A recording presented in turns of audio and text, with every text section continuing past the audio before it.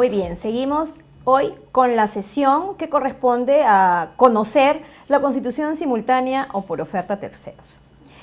Vamos a comenzar dándole una revisión a nuestra lámina, en el sentido de poder enfocarnos sobre la constitución misma de una sociedad anónima. ¿Qué dice nuestra lámina? Vamos a leerla y explicarla a la vez. Dice, para la constitución de sociedades existen dos formas o procedimientos que las personas interesadas en conformar este tipo societario pueden realizar.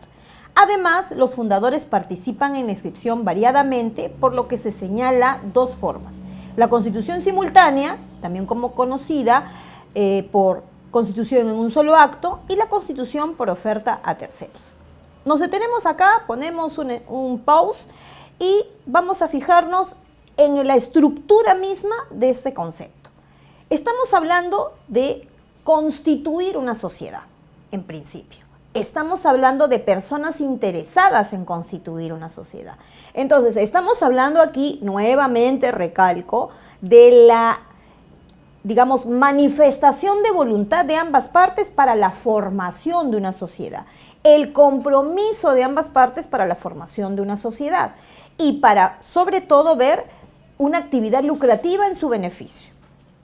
Teniendo en cuenta esto, también vemos que dice los fundadores. Claro, una sociedad comienza con ¿cuánto? Como mínimo, 2. ¿Y cuánto sería lo máximo? A futuro, ¿verdad? Es decir, al infinito. ¿Por qué? Porque las sociedades anónimas abiertas, por ejemplo, no nos indican hasta cuánto más. Es a futuro, es al infinito. No sabemos cuántos más pueden tener, ¿no? Entonces, debemos decir que los primeros que se reúnen para realizar la constitución de una sociedad son los socios que la fundan. Poco a poco se van a ir reuniendo más que tienen el mismo interés, ¿no? Que obviamente les es simpático el objeto a lo que se van a realizar como sociedad. Entonces, ya no serían fundadores, simplemente se van incorporando a este grupo humano que es una sociedad. Ahora ya, en estricto, la constitución es simultánea y la constitución es por ofertas terceros. Es más, dice textualmente, simultánea en un solo acto, efectivamente, y les voy a contar cómo así. Paco y Pepe deciden realizar compra y venta de inmuebles, una inmobiliaria, aportan capital, lo deciden un día lunes, el día martes están ya hablando de cómo van a estructurar ese objeto al que se van a dedicar, ya están inclusive viendo en qué banco van a hacer los depósitos, porque tienen el dinero necesario como para poder aportar en dinero. Empiezan a conocerse un poco más y uno le pregunta al otro, ¿eres soltero? ¿Eres casado? Resulta que los dos eran divorciados. Hasta cierto punto ese estado civil hace un poco más flexible, porque si fueran probablemente casados, y no lo digo por lo que fueran casados, sino porque el hecho de, por ejemplo, el aporte fuera en efectivo, solo haría la mención de que tiene una esposa, ¿no? Es decir, es casado, pero no sus datos exactos. Fuera diferente si el aporte fuera en bienes muebles o inmuebles. En el ejemplo, ellos son divorciados. El día número 3, ellos ya están acudiendo a la oficina de un abogado especializado en societario, en materia societaria, para que les redacte una minuta de pacto social y su correspondiente estatuto. Y le comienzan a indicar sus datos personales, la ocupación o profesión, el objeto al que se van a dedicar, la cantidad de dinero que va a formar parte de capital, el valor nominal de cada acción, las acciones que van a ser como resultantes, ¿no? Como repito, el objeto en general y en específico, porque es necesario también colocarlo así, la forma como ellos van a ser administrados, la gerencia, ¿no? El tema de las acciones, cómo va a ser el dinamismo en las acciones, las facultades del gerente, todo lo que ya hemos visto en sesiones anteriores y hemos recalcado inclusive, todo eso se lo indican al abogado y el abogado se encarga de redactar la minuta. Obviamente ellos han tenido que ver que este abogado esté habilitado, ¿no? Redacta la minuta y ya tiene todo. Hasta aquí ustedes dirán, pero ¿en qué momento es la constitución simultánea? La constitución simultánea viene cuando el abogado con estas dos personas, ¿no? Paco y Pepe, van a una notaría, dejan la minuta, hacen el pago, dejan los vouchers de depósito del patrimonio y la notaría les dice, perfecto, el día de hoy vamos a hacer el chequeo de esto. Bueno, no todas las notarías lo hacen, pero vamos a ver que es una notaría responsable. Se realiza el chequeo de todo esto y mañana estamos firmando. Nosotros le estamos avisando en el transcurso de unas 5 horas. Perfecto, porque ellos han ido en la mañana, teniendo en cuenta. A las 5 de la tarde les llaman y les dicen, señores, pasen a firmar la escritura pública de constitución de la sociedad. Perfecto, van al día siguiente, y hacen el día 4, y están suscribiendo la escritura pública a las 10 de la mañana. Ahí parte la constitución en un solo acto, porque fueron los dos. De preferencia es que los dos estén en ese momento. Pero ¿qué hubiera pasado si solo hubiera acudido Pepe y no Paco? ¿Eso es una constitución simultánea? No, porque esa escritura pública no podría cerrarse hasta el momento en que firmen los dos.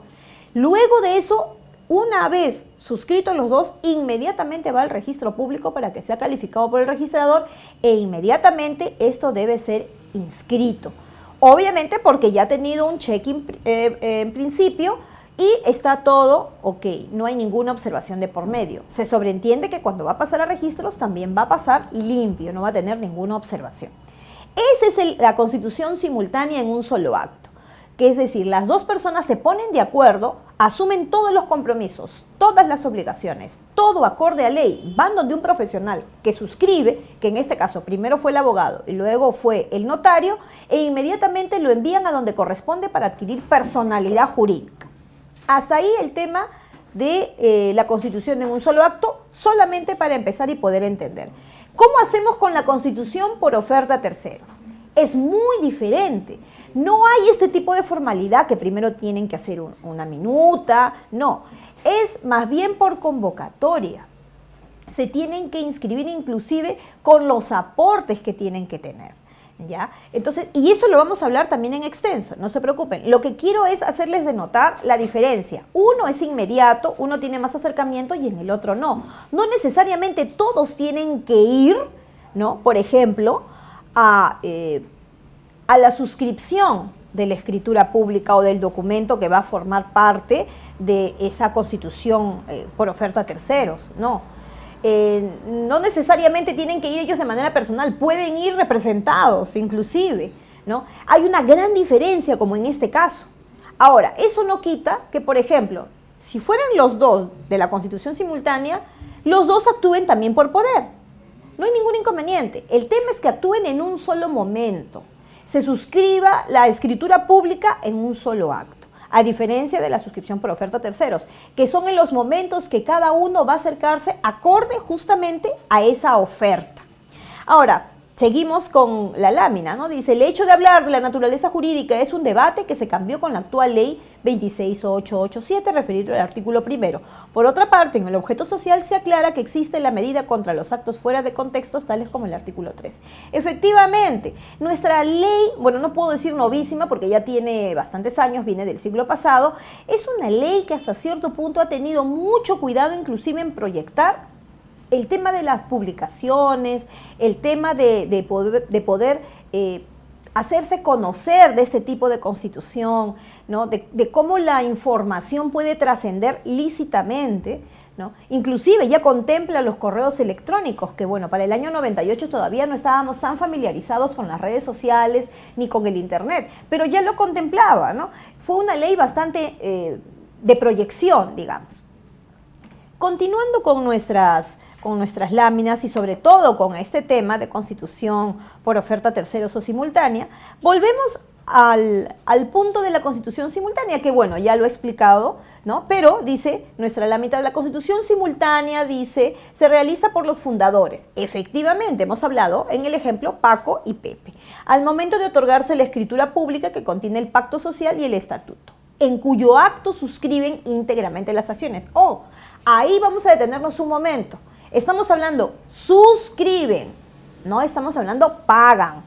Y estamos hablando de que cada uno tenía como valor nominal de sus acciones, ¿cuánto? 10 soles. y que cada uno tenía el dinero suficiente como para poder haber realizado el depósito. Para nuestro ejemplo, tanto Paco como Pepe tenían los recursos necesarios como para no solo suscribir, sino también pagar. Ellos no tuvieron la necesidad de únicamente pagar lo que dice la ley como mínimo, es decir, el 25%. No, ellos en nuestro ejemplo pagaron todo, es decir, no solo suscribieron, sino pagaron. El concepto de constitución simultánea es que mínimamente suscriban las acciones. Ahora, eso también nos lleva a decir, los bienes muebles podrán ser considerados pagados en un 25% o entregados a un 25% si son bienes muebles. No, en ese caso se tienen que ser, digamos, entregados completo, ad corpus, no por pedacitos o por partecitas. Tienen sí que ser entregados completos. Siguiendo entonces con nuestra exposición y sobre todo nuestra lámina, podemos indicar aquí, ¿no? Hay 5 personas, todas están de negro, todas están a oscuras, pues justamente es un poco lo que queríamos dar a entender. La constitución por oferta a terceros no es que sea misteriosa, sino que por lo general no se conocen todos.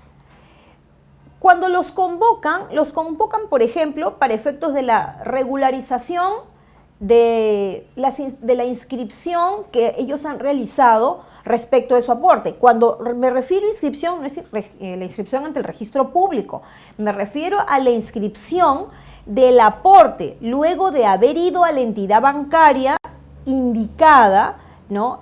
Justamente por la convocatoria u oferta, ¿no? Ellos van, hacen su depósito, retornan, suscriben, digamos, un documento indicando que ellos ya se han inscrito, ¿no?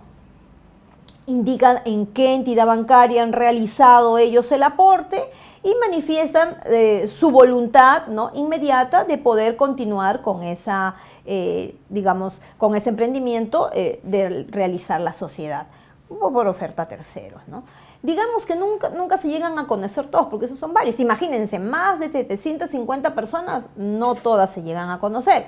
Y dentro de eso, inclusive, hay varios tipos de acciones.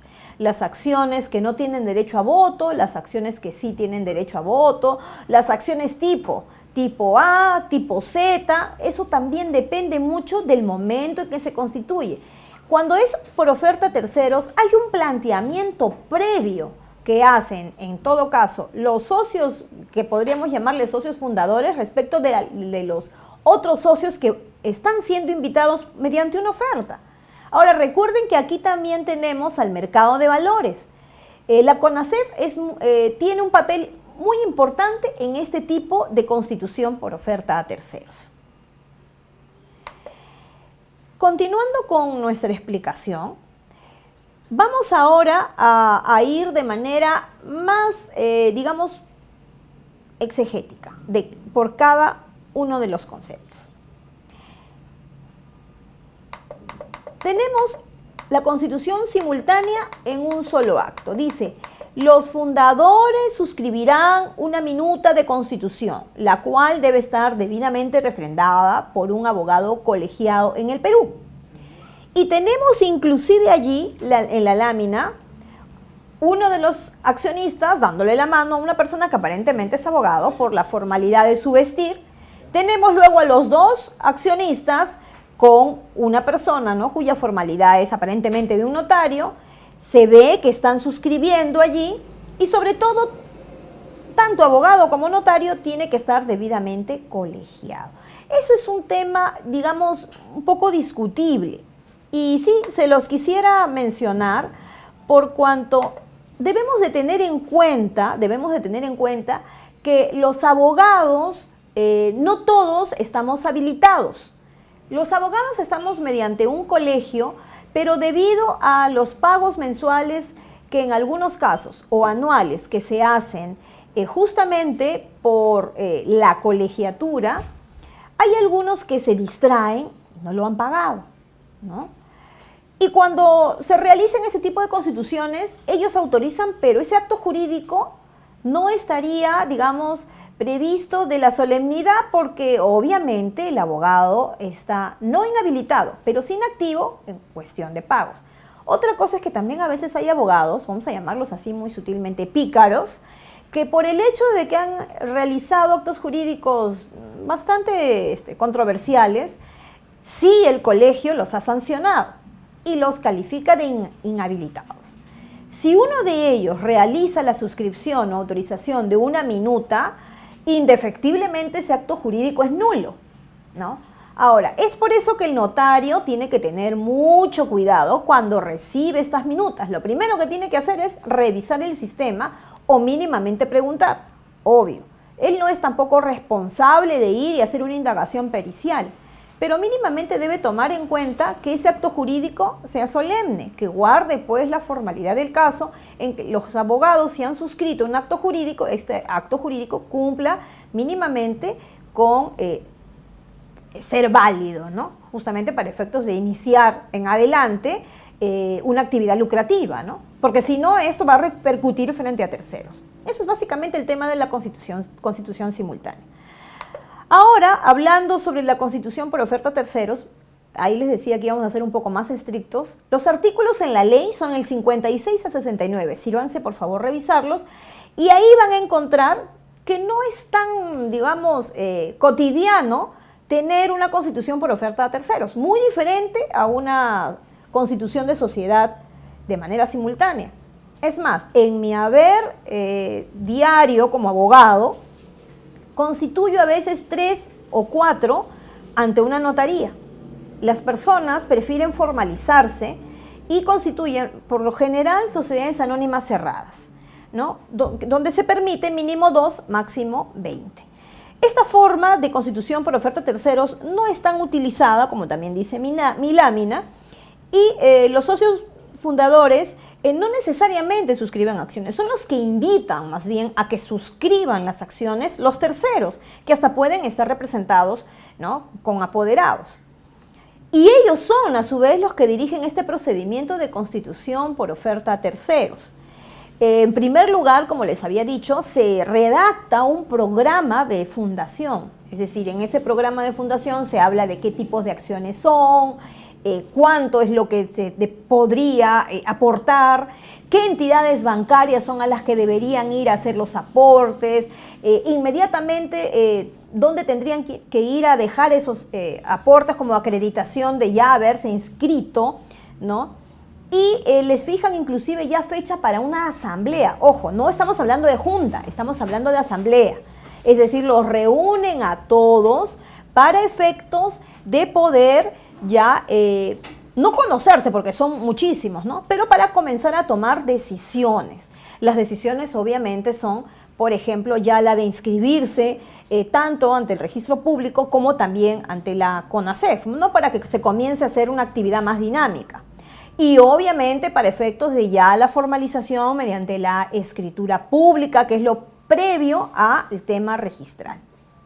Entonces, dentro de este esquema nos estamos dando cuenta que la oferta a terceros es impersonal, digámoslo así, ¿no? No vamos a conocernos los 750 o los 1000 que fuéramos. A diferencia de una constitución simultánea que sí, yo voy a tener mayor familiaridad con quien voy a encargarme de hacer la constitución en adelante. Para terminar, respecto de este tema de constitución por oferta a terceros, hay que tener en cuenta entonces, en primer término, como futuro accionista, el programa de constitución. ¿Por qué? Porque en ese programa de constitución está, podríamos decirle, todos los requisitos necesarios para anotarme, vamos a decirlo así de manera muy práctica, van a estar también todo lo que me van a beneficiar y todo en lo que me voy a meter, todas las obligaciones que voy a asumir, obvio. Y voy a saber inclusive allí, ¿no?, si mis acciones van a tener o no derecho a voto. ¿Qué tipo de acciones voy a tener? De repente voy a tener unos tipos de acciones que me beneficien en extremo, o de repente voy a tener unas acciones, pues, que bueno, para mi caso puedo tener ese tipo de acciones, ¿no? Eso es bastante convencional. Ahora, también vamos a hablar de los plazos, teniendo en cuenta que para efectos de la ley los plazos son en días naturales. Es decir, no estamos hablando de días hábiles, días naturales, de lunes a domingo. Ya solo si la norma o ellos mismos también indican, amparándose en la norma, que van a ser días hábiles, se considerarán días hábiles. Respecto de los intereses también, porque si no se llegara a constituir por terceros, deben haber unos intereses que se tienen que reputar al aporte que cada accionista ha realizado. Luego, ahí también se va a ver la manera como van a ser convocados, cuánto se van a tomar en cuenta para poder iniciar ya inclusive los acuerdos, ¿no?